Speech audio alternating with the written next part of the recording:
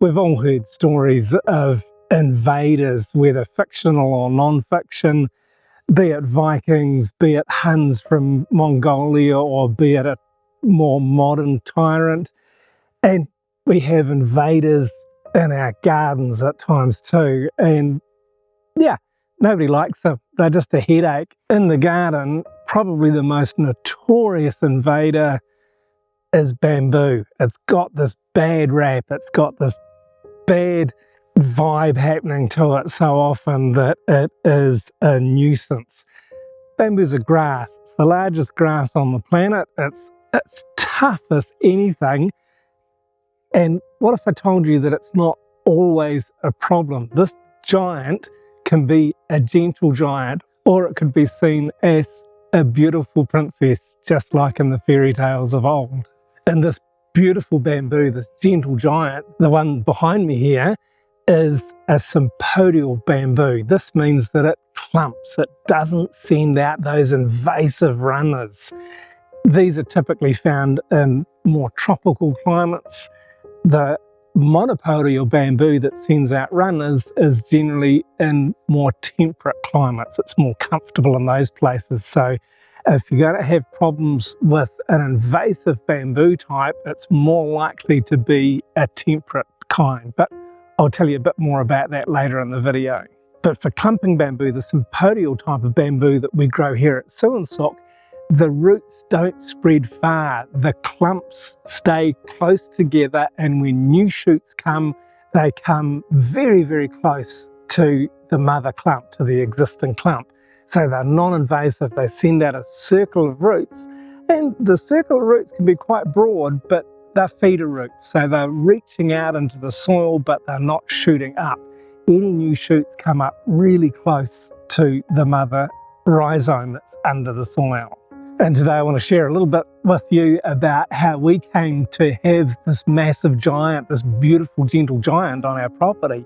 Originally, when we moved here, my wife was inquiring about getting some bamboo, and we weren't quite ready for any, but the man that she'd talked to at the bamboo nursery called her back after a couple of weeks and said, look, I've got about 100 pieces of bamboo that are rooted, they're ready to go into the ground. I'll give you them if you can plant them. I don't want them to go to waste. And so we said, yeah, sure, bring them down. And at this time, I had no real idea of what we were receiving, or how big it would grow, or how beautiful it would be, or how much it would be a real blessing in our garden.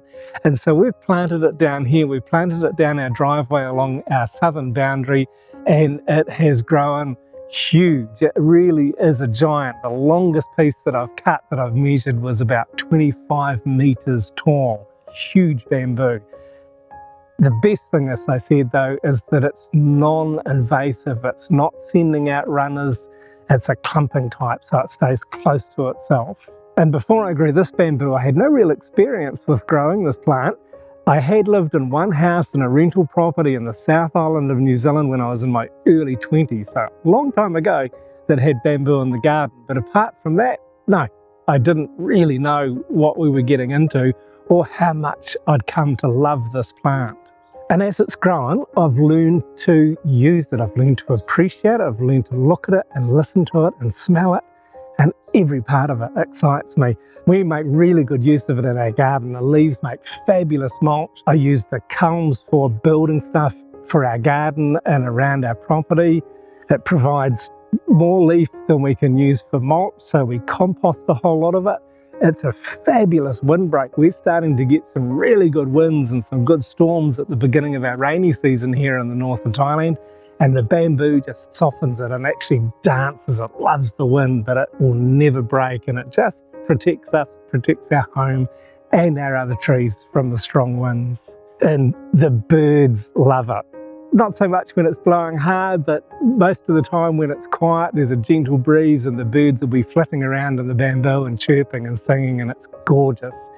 And one of the other really cool things about bamboo is that it sequesters so much CO2 from the atmosphere and puts back so much more oxygen than most plants on the planet do. So it's a really, really beneficial plant in so many ways. But the bamboo that's the villain, that's the ugly giant, the nasty, menacing, terrorizing giant, that is monopodial bamboo. And as I said, it's a grass. And so you'll know there's two types of grasses. Some will stay in a clump and others will send out runners. This is a monopodial bamboo. It sends out runners that can go meters away from the original mother culm, and it will come under your neighbour's fence, it will come into your neighbour's yard if you're close to the boundary, or it will invade your own property in ways that you don't really want it to. The house we rented in the South Island of New Zealand was such an example to me. Somebody had planted bamboo very close to the building, to the outside of the house, and it was a timber house. And over years, as the house had become a bit run down, the bamboo had actually started growing into the floor and through the rotten floor of the house. So we had bamboo growing in the living room of this old farmhouse that we rented. We were young and carefree at the time. It didn't really matter. It was just a bit of a joke, but certainly wouldn't want the bamboo growing through our home here. But this is a very different type of bamboo, and you do have to be careful of it. I'll give you some tips near the end of this video for how to choose the right bamboo if you're considering to plant some. And sure, it's a common myth that people think that all bamboo is dangerous and invasive. I get so many comments from guests when we have guests at our homestay, oh, your bamboo's beautiful, but isn't it a problem? Isn't it invasive? Isn't it dangerous to you? And so I just tell them a story and talk about our bamboo and how much we love it, and I'm able to point out to them and show them, no, it's not invasive. All bamboo is not a negative thing. Most of the bamboo, in our experience, is extremely positive to have in our garden. And as I said, it's providing for us in a lot of ways. It provides such an amount of biomass. It's absolutely fantastic. And it actually requires very little work. The leaves are really easy to gather up. And at this time of the year, I'm just beginning to cut some culms because it's the right time of the year at the end of our dry season to thin the bamboo out to make way for the new culms to come and to provide me with some material to do some building with. And so you don't need to fear the giant. You've just got to make sure that you plant a gentle giant or a beautiful princess. There are a lot of smaller varieties of bamboo that will never grow too tall. One thing about bamboo, sure, it grows very, very quickly skywards. Clumping bamboo, the sympodial bamboo, doesn't grow laterally underground. It'll grow straight up, and it'll grow straight up very, very quickly. And when it reaches its full height, it'll stop. It's not going to keep getting taller and taller. It's a grass, not a tree. And when you're choosing a bamboo to plant, you'll be able to research the maximum height of the bamboo, and you can plant the right type of bamboo for the right location in your yard. And you can always trim it. You can always treat it like a hedge and clip it back and keep it at a cap level if you need to. And if you're really interested to know more about what type of bamboo to grow, I've made a separate video about this for different regions of the world and different types of both the sympodial, the clumping bamboo, and the monopodial, the running bamboos. You can check out the video here if you're interested, and thanks very much for watching this one all the way through.